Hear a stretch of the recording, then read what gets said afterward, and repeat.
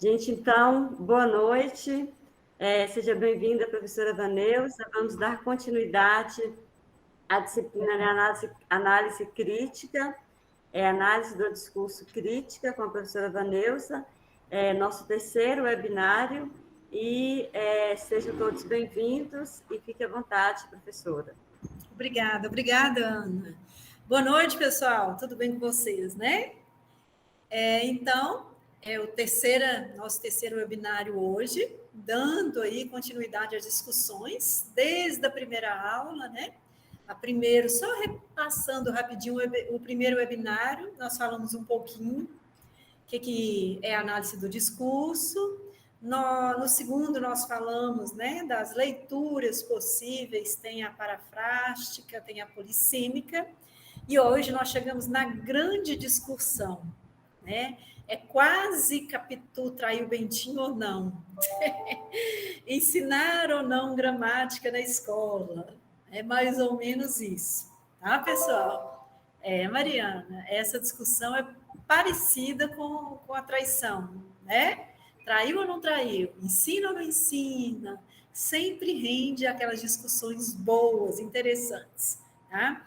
E eu chamei, então, tá lá no fórum de vocês, esse capítulo de aspectos teórico-metodológicos do eixos da análise linguística no ensino de língua materna. Combinado? Vou para lá, então, para os slides, qualquer coisa vocês me gritem, tá, gente? A apresentação, exibir. Então, vamos lá, tá? Primeira coisa, nós vamos contextualizar aqui, tá? Abrir aí contextualizando, só para entendermos por que essa discussão toda. Voltando lá na linguística, lembra que o estudo saussuriano não considera a fala como estritamente necessária para os estudos da língua e deixa de lado o sujeito na linguagem. Então, lá em Saussure, né, ele excluiu a fala e pegou a língua como objeto. Com isso, o que aconteceu com o sujeito?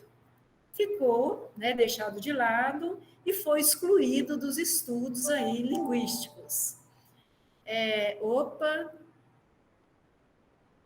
Só um minutinho aqui, tá certinho? Achei que fosse para mim. Ok, gente?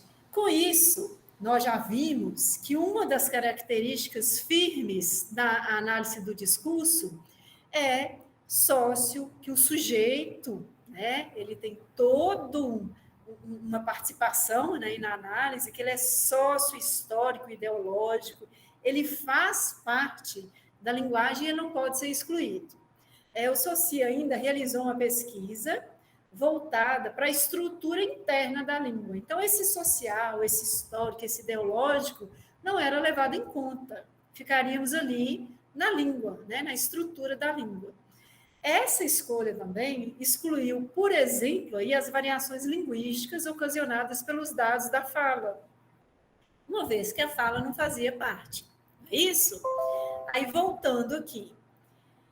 A partir do pós-estruturalismo, né, pode-se refletir a respeito da materialidade discursiva, da heterogeneidade, que torna, então, singulares os discursos. Então, pós-estruturalismo, começaram a vir, então, essas discussões, a surgir essas discussões sobre o discurso, né, que dá a polissemia, a heterogeneidade, e aí apareceram os discursos e as novas teorias. Temos aí a linguística textual, temos a análise do discurso, né? Todas pós-estruturalismo. A língua, pois, no pós-estruturalismo, sofre uma pequena guinada reflexiva. Tá? O que acontece? Há fatores históricos que a transformam. Então, só essa análise interna da língua não estava dando conta de todas as discussões aí que nós já vimos que permeiam a língua, né? Então, esses fatores históricos demandam ser percebidos para que ocorra a justificativa dos modos aí de concepção de todos os saberes. Certo, pessoal? Com isso, toda essa discussão pós-estruturalista aí, surge a necessidade de pensar sobre a língua e o seu ensino. Então, só a língua interna, só analisando a língua, não estava dando mais conta, né, nessa sociedade hipermoderna aí que nós vivemos, né? E com isso, necessitou pensar sobre a língua, né, e o seu estudo, mas necessitou pensar sobre o seu ensino também. Então, os efeitos de sentido, as condições de produção, contexto sociohistórico, fator histórico e ideológico, começaram a ser percebidos como fatores importantes para a produção de sentido, certo? Nem se pensava na produção de sentido, né? Uma vez que era só a parte interna ali da língua, ok? Então, a formação plena da cidadania hoje, concernente à atuação reflexiva e crítica, é a nossa disciplina, né? Análise do discurso crítica, elenca a abordagem pós-estruturalista como metodologia capaz de envolver, olha só, não é que essa análise linguística, essa análise da língua, ela vai ser desconsiderada, mas nós vamos trazer para essa análise também os aspectos textuais e discursivos, né, além desses meramente estruturais. Concordam? Cadê a discussão? Traiu ou não traiu? Concordam, pessoal? Não é deixar, né, nessa abordagem que eu estou trazendo para vocês, não é deixar de lado a análise linguística, né? Não é deixar de lado a gramática. Vamos parar de analisar né, o ensino da gramática, ele é importante para a compreensão da língua, da escrita, né? Mas outras questões são importantes. Não é só ensinar a gramática. O aluno precisa ter contato com outras coisas que o mundo moderno impõe a ele, né? Se formos analisar só crítica, só gramaticalmente, uma ironia, por exemplo, a polissemia que a palavra traz, hoje, a sociedade de hoje, nós não vamos dar conta.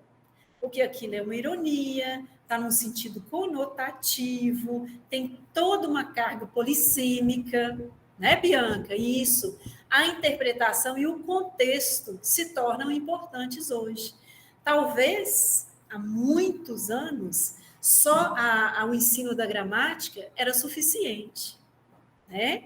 Mas hoje, nesse mundo imagético e a velocidade das informações, só o domínio, só o ensino da gramática não dá conta. Elísia, sou toda ouvidos. Na verdade, acho que hoje o que menos a gente está fazendo em sala de aula é a gramática. Acho que assim, depois do advento da linguística, tudo ficou mais fluido na aula. Tudo ficou mais fluido. Porque aí você vai falar com o seu aluno que o que ele fala é rico, tem várias adaptações, interpretações, e pode, e não tem problema. E aí a gramática está ficando um pouco de lado mesmo, né?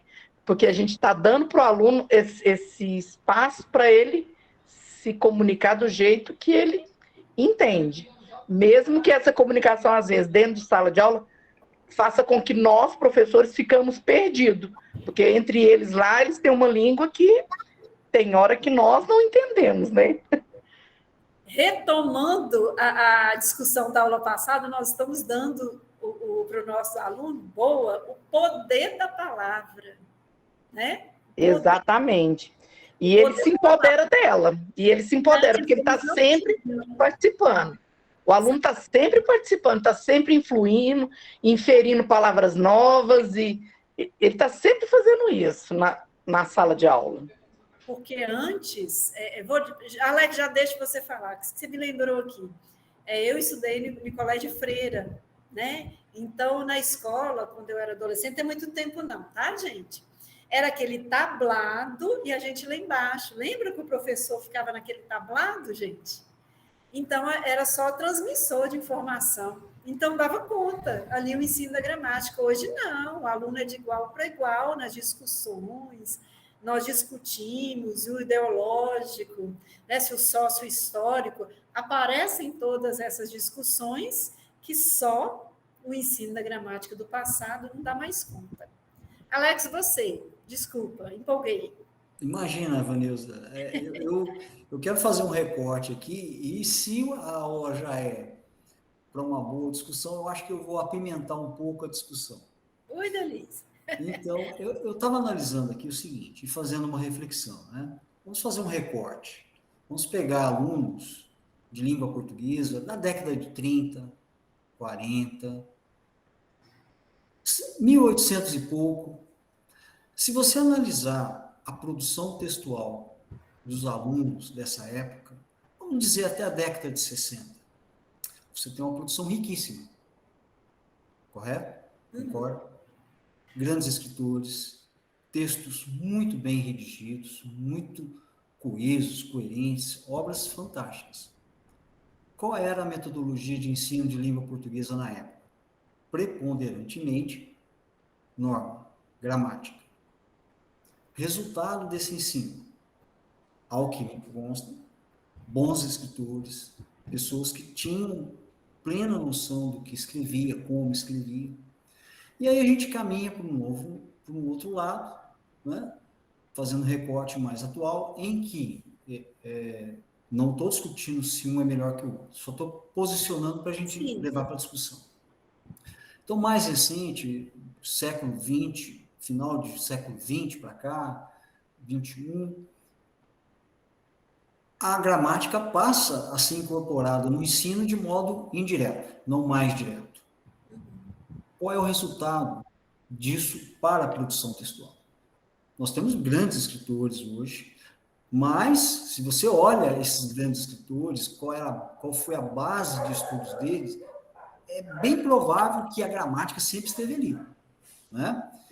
Hoje, eu vejo os alunos nas escolas onde eu trabalho, eu tento trabalhar de uma forma indireta a gramática com eles têm muita dificuldade de escrever. Mesmo de uma forma que a gramática já não seja tão preponderante como foi no passado, eu não consigo ter tão bons produtores textuais, tão bons escritores, quanto eu tinha no passado. Como eu tinha o Machado de Assis, como eu tinha o José de Alencar, né? Respeitando o tempo de cada um, é lógico, mas eu estou falando da questão da eficiência na produção textual. Então, me pergunto se deixar de ensinar gramática ou não, qual é o efeito que está surgindo na produção textual? Porque se quando ensinava, a gente tinha bons produtores textuais, e agora que a gente leva meio no contexto, a gente está tendo dificuldade, onde que está o problema? Né? Será que é a gramática de fato? O que a gente... Essa é uma questão que eu me pus a pensar e trouxe aqui para a gente conversar. Antes de eu falar, eu vou dar a palavra a Marilu, né? Cadê a Marilu que pediu? Estava com a mãozinha lá. Antes da Marilu falar, ainda bem que vocês vão ter uma disciplina de análise linguística, né, Vanilza? Ótimo, não é? Eles vão ter uma disciplina de análise linguística. Vão ter, Legal. né? Então, eu concordo, assim, com a Alex, mas mais do que a questão de aprender ou não gramática, eu vejo que é a falta de leitura. É o acesso à leitura. Se eu pegar a década de 70, por exemplo, 80, início da década de 80, quem tinha acesso à escola? Quem tinha acesso aos livros? Era uma questão. O que chegou na década de 90? Deu-se acesso à escola, abriu-se a escola para todo mundo, sem estruturá-la, sem dar acesso à leitura. Então, por exemplo, quando você pega os grandes escritores, as pessoas que produziam, né, o conhecimento, eles já eram gerações de estudiosos, ele não era o primeiro da família. O que a gente vê com a educação pós-década de 90, 85, na democratização da educação? A gente tem pessoas que o livro não entrava na casa deles. É o filho da lavadeira, é o filho do pedreiro. Então, essa questão da linguagem e o jeito de você separar, né, essa questão mesmo da classe, né, como a gente discutiu da outra, é a linguagem. O mito, o que eu tento tirar esse mito dos meus alunos é que eles acham que eles não sabem português. Todo mundo fala português. Mas mostrar para o outro que ele não conhece a língua é como se estivesse criando pessoas menores. Falar que a língua é muito difícil. Então, acho que tem muito mais um mito da gramática do que ela é propriamente dita. E a função nossa de professor, no caso, é mostrar que a gramática está no dia a dia, em tudo que eles falam. Aí você chegou onde que eu queria, sabe, Marilu? A coisa... Você levantou de novo. A discussão não é ensinar ou não. Chegando algo para agregar, não desmerece o outro. A análise do discurso deve ser trabalhada em sala de aula, com certeza. Ali nós damos poder para os nossos alunos, o poder da palavra. Eu tiro por mim. Eu não abri a boca, eu era a criatura mais tímida do mundo. Eu não sei como que eu me tornei professora. Tá? Eu era a criatura mais tímida do mundo. E aquele ensino muito rígido, aquilo me tolheu de tal forma que acho que por isso que eu converso desse tanto hoje. Né? Então, agregar não é ensinar ou não a gramática, é a forma que ensina. Né? Que ela é importante, eu acho imprescindível. Imprescindível. Casar os dois. É o que falou aí, ó. A formação plena de cidadania, concernente à atuação reflexiva e crítica, elenca a abordagem pós-estruturalista como metodologia capaz de envolver, olha lá, os aspectos textuais e discursivos, além dos meramente estruturais. Então, a discussão não é nós vamos deixar de ensinar, mas nós vamos juntar tudo isso que o mundo moderno exige. Deixa eu ver o que vocês foram falando aqui, gente. A gramática contínua, peraí. Antigamente o ensino era para a oligarquia, existia qualidade, hoje é para outras classes, massificou, empobreceu, então tem todas essas questões também. Antigamente a escola era elite, hoje é para todo mundo. A gramática continua a rainha das aulas de português, infelizmente, tá, Jonas? Infelizmente. Eu sou analista do discurso, então eu penso que ela é importante, mas ela não deve ser a rainha ainda não. Penso que a gramática é importante, ela precisa ser levada para todas as classes sociais, afinal, para escrever é necessário conhecer as regras. É isso, Alex. Concordo, minha mãe tem a 5ª série antiga e escreve maravilhosamente bem. 75 anos e ainda é leitura assídua. O novo ensino médio veio para emancipar o aluno. Aí nós vamos ter uma outra discussão lá comigo, numa outra disciplina. Nós vamos falar sobre o novo ensino médio, tá, José Carlos? Para mim, o problema é a decoreba. Boa, Jonas. Ensinar só por ensinar, né? Vou ficar cobrando dos meus alunos do 7º ano a conjugação verbal? Tem umas que nem a gente faz, com todo respeito. O problema não é o ensino gramático, e sim a forma como as legislações que regem o ensino são montadas. O calcanhar de Aquiles hoje na educação é a aprovação em massa, sem critérios, a escola paternalista. Então, aí nós vamos trazer outras questões, né? Creio que a linguagem da internet também está complicando. Acredito, como o Alex falou, da importância da gramática para a formação dos alunos. Concordo também. Na realidade, é a linguagem que pauta a gramática, é a explicação da fala. Exatamente, Elise. Acabei de dar uma aula particular aqui. Aí eu estava falando sobre concordância verbal.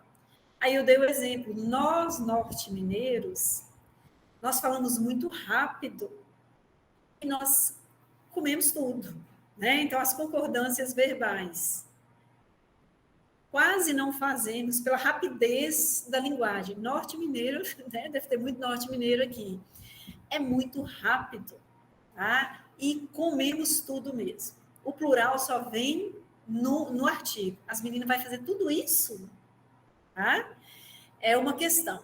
Não é não corrigir.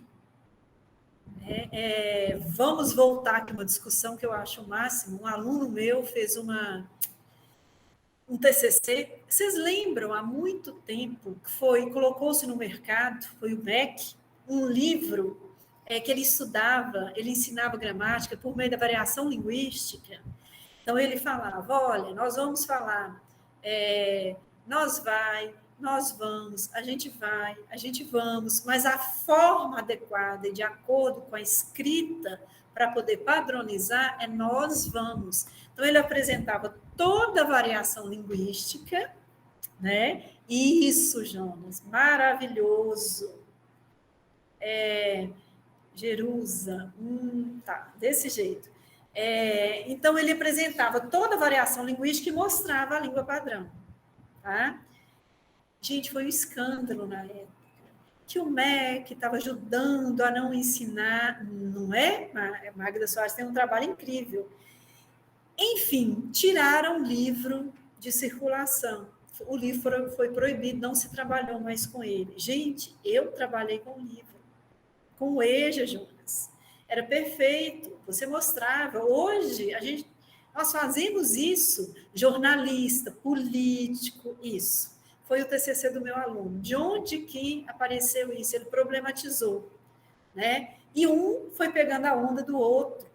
Nenhum educador foi ouvido, nenhum linguista foi ouvido, né? Guimarães Rosa, o exemplo da oralidade na escrita, muito bom, muito pertinente, Marilu, desculpa.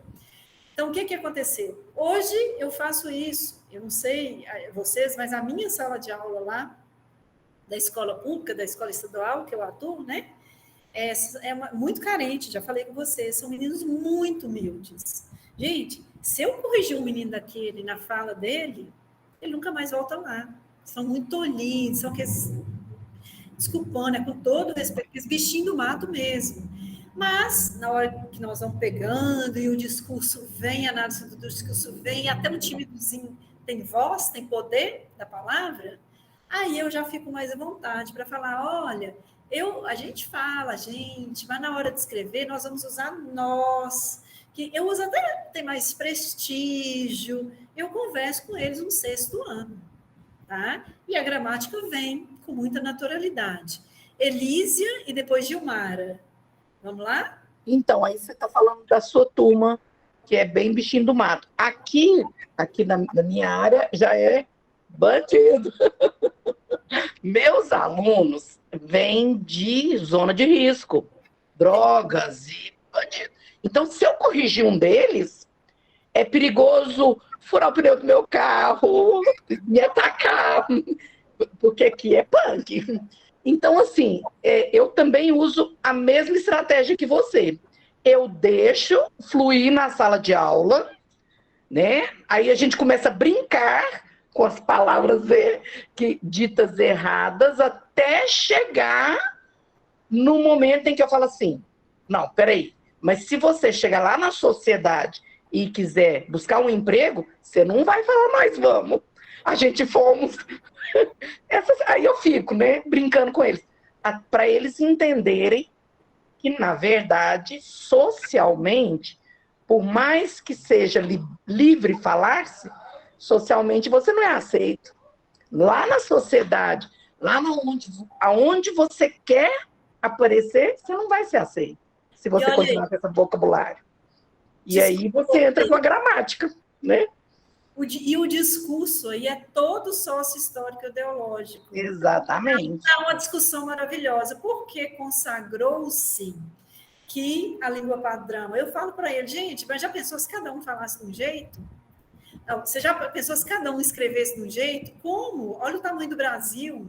Então, existe o padrão, que é a norma, né? Então, um lá do norte vai ler, do Amazonas vai ler, vai entender, o do Sul vai ler e vai entender. Agora, falar, nós podemos variar. Então, é mais ou menos por aí.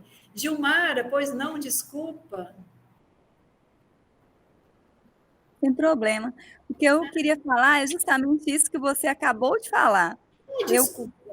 Na verdade, eu sempre coloco que a linguagem é como se fosse roupas. Por exemplo, você tem roupa para ir à praia, você tem roupa para ir a uma festa social, você tem uma roupa para sair com os amigos, tem uma roupa para ficar em família, uma roupa para ficar em casa. Então, a linguagem é assim, você usa naquele momento. Por exemplo, numa roda de amigos, você não vai ficar falando certinho o tempo todo, porque você vai acabar sendo até chato, né? Aquilo ali, não, você vai conversar naturalmente, normalmente, mas se você tiver que falar, apresentar um trabalho, se você tiver que procurar um emprego. Então, você vai ter que usar de palavras daquele momento, daquele ambiente. E aí eu falo, será que se os livros fossem impressos, né, da maneira como nós falamos, será que teria um entendimento para todo mundo? Aí eles dizem, de jeito nenhum, professora, porque quando a gente lê, quando faz essas variedades linguísticas, então eles têm que pesquisar alguns vocabulários, por exemplo, do Nordeste, do Rio de Janeiro, principalmente. Aí eles conseguem perceber que eles têm dificuldade de entender que uma mesma palavra, um mesmo objeto pode ser denominado de várias coisas. Então, a partir desse objeto, por exemplo, mandioca, essas coisas que são bem da nossa realidade, né, mineira, e que eles conseguem, mas gerimum, professor, o que é isso? Eu falo, olha, não sei, nós vamos pesquisar, que tal, né? Vamos olhar o que é.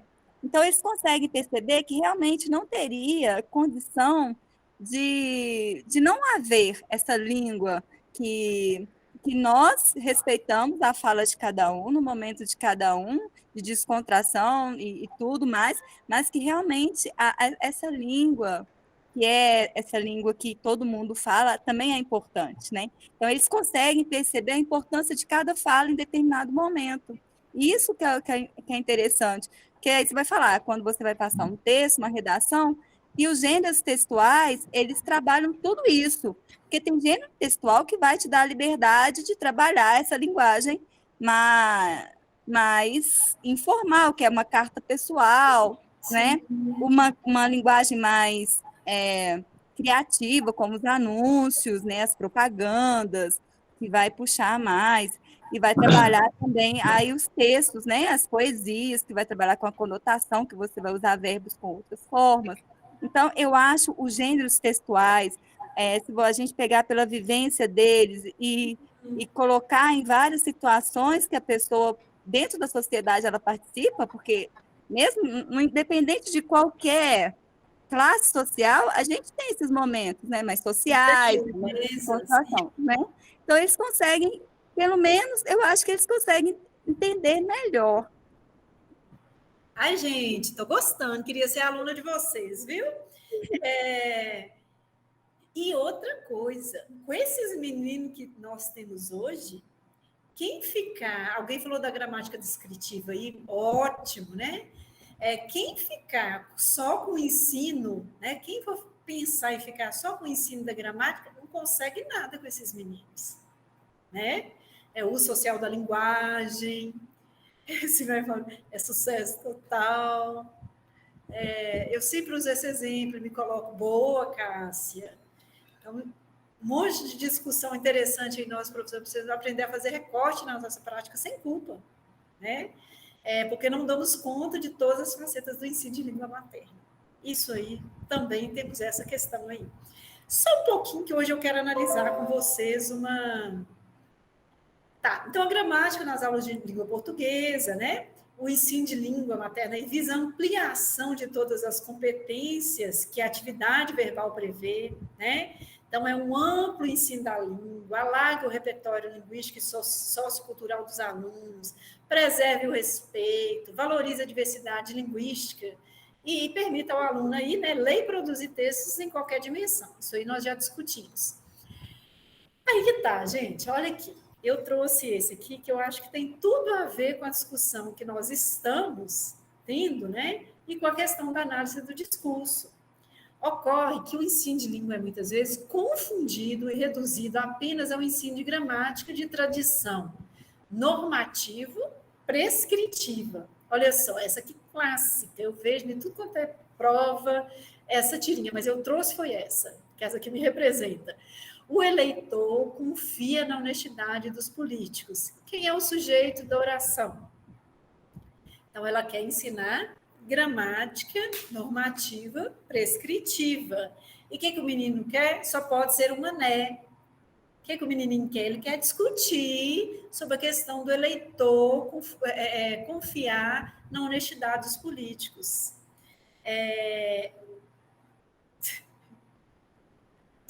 Marcos, amei, né? Então, aqui, talvez, se ela tivesse tido a discussão, colocado a frase lá, tá, gente?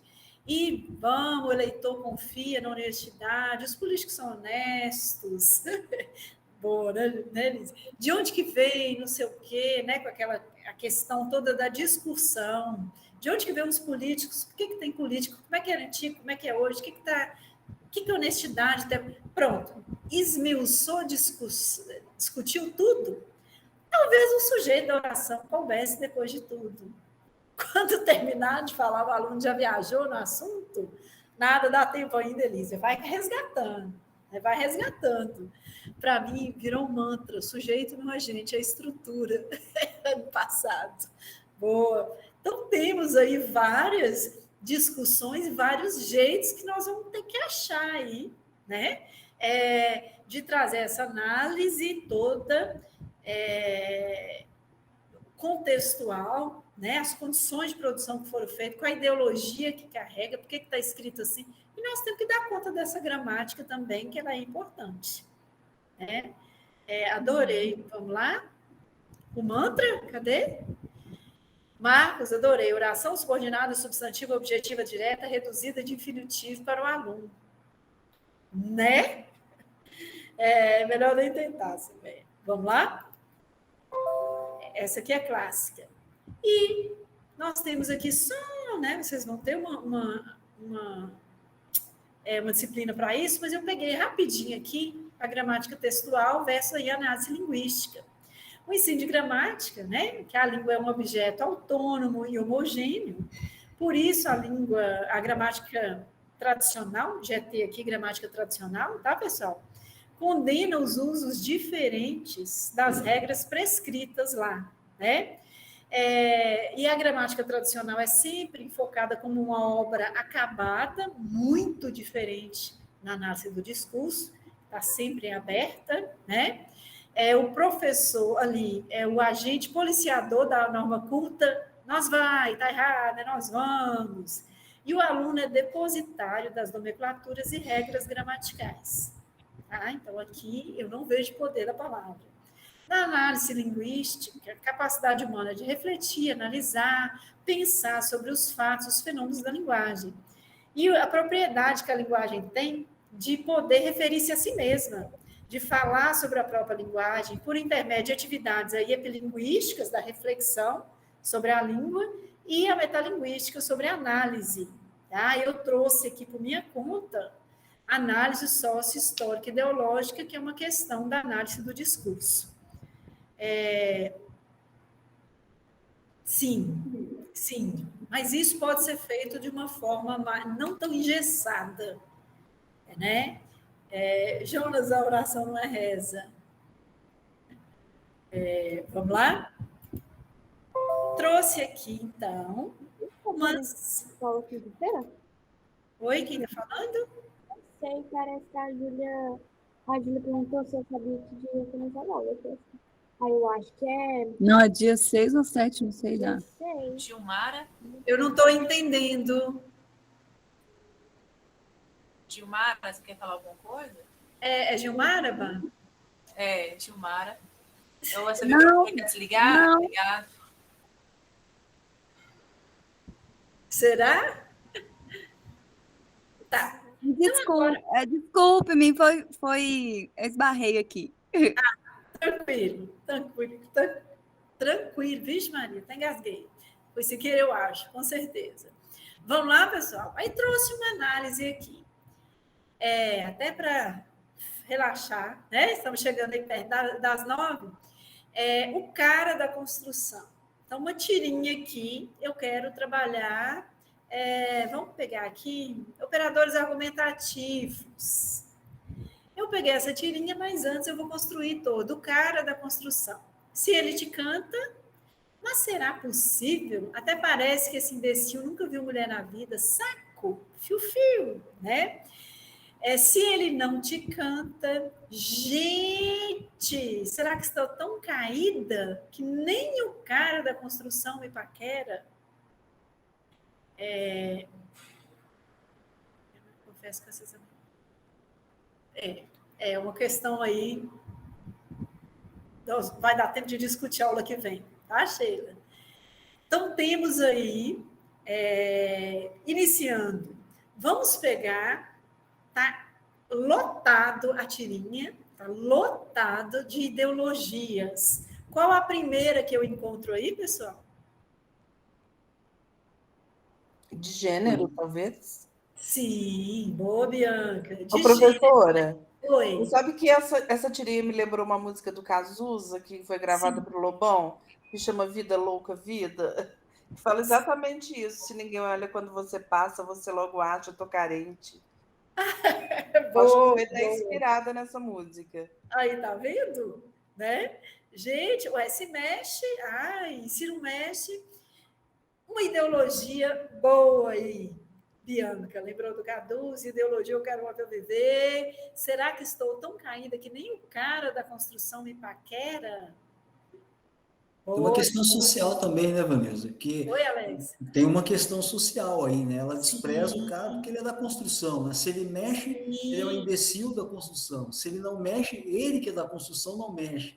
Então, Tá tem uma vendo questão aí? Quem que social, ele né? está achando? Quem ele está achando que é para mexer comigo?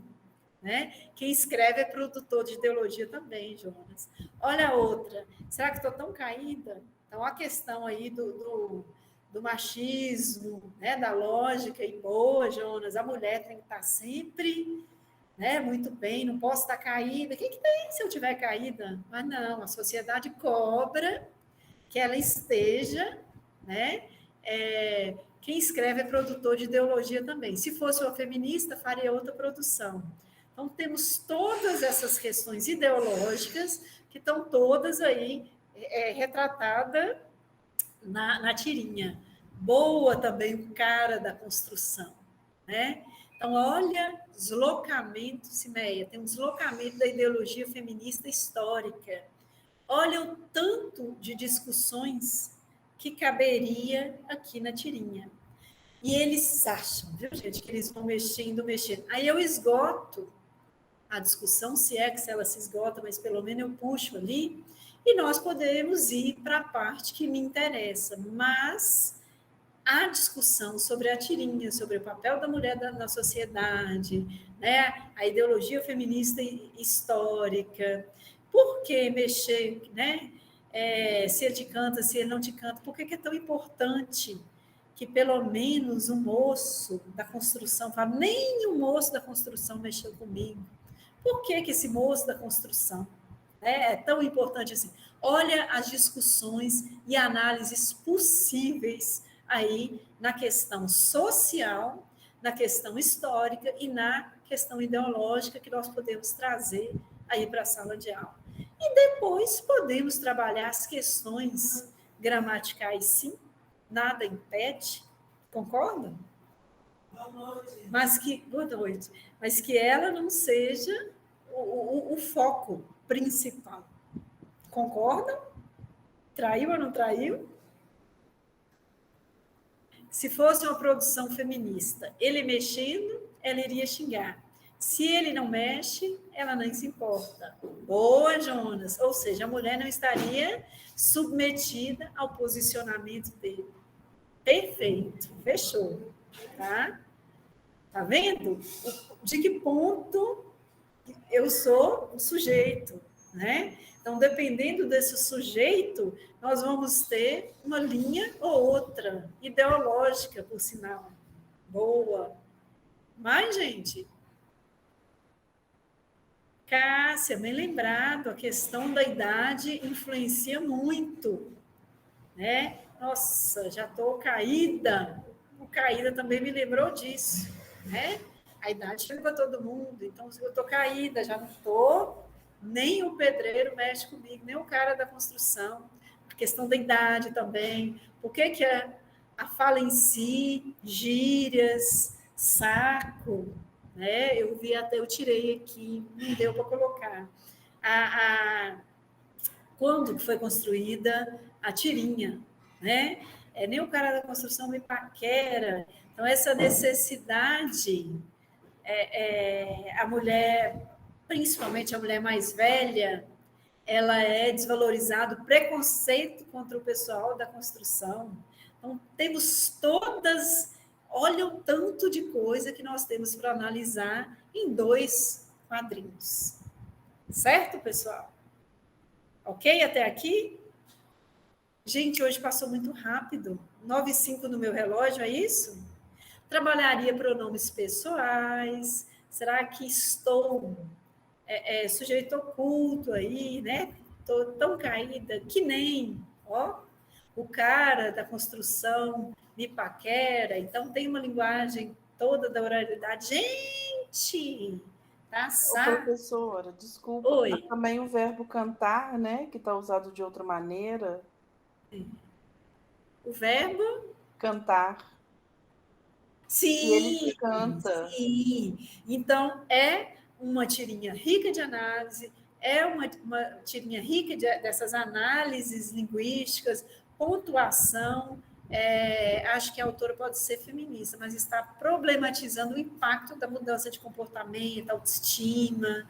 Ela chegou a suar. Meu Deus, não mexeu comigo, estou caída. Né? Boa. Pontuação, Cíntia. Bem lembrado também. Olha a infinidade de coisas que nós temos aí numa tirinha. Análise do discurso, tá? Mas eu venho aí casando com o autor que falou lá atrás, se não me engano, foi o Antunes, tá, gente? Não é desvalorizar, mas agregar, trazer mais. Olhar a caída do cara que não muda. Ó, Jonas, eu não tinha reparado isso, e não é que né? Será que tem alguma... foi intencional? Claro que foi, todo discurso é intencional. O que será que ele quis dizer com isso? Parece que está cansado, ó. Nós já vamos trazendo outras coisas.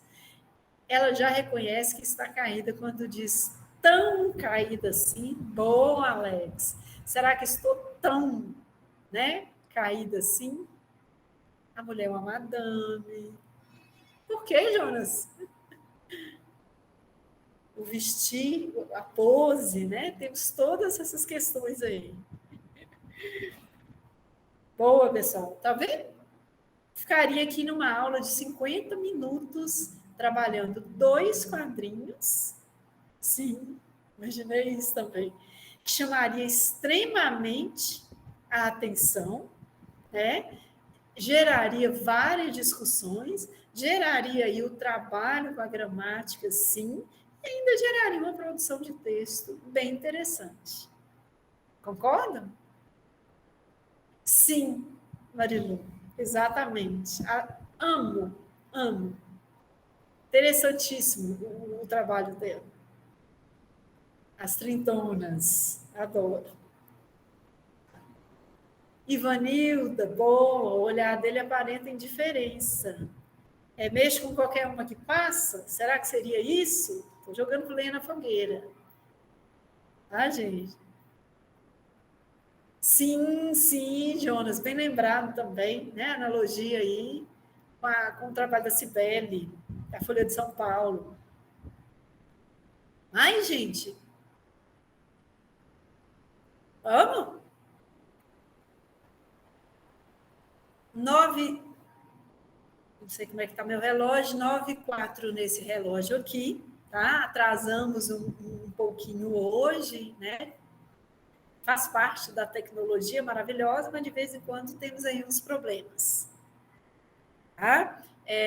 Amei, né, essas discussões, são enriquecedoras, as análises agregam muito. Então, queria ser aluna de vocês, né? Então, essas discussões... eu preciso... vocês em sala de aula.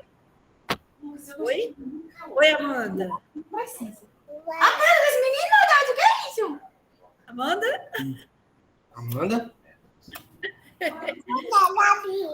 Ô, Delícia, tem um pequeno aí participando. Oh, desculpa, foi meu filho que abriu o áudio aqui. Sem problema. O pedreiro percebeu... Peraí, deixa eu voltar aqui. Zé Carlos, o pedreiro percebeu que cantadas não funcionam muito bem. É só mexer. Acho que já está até na ideologia na alma do pedreiro. Passou, ele mexe.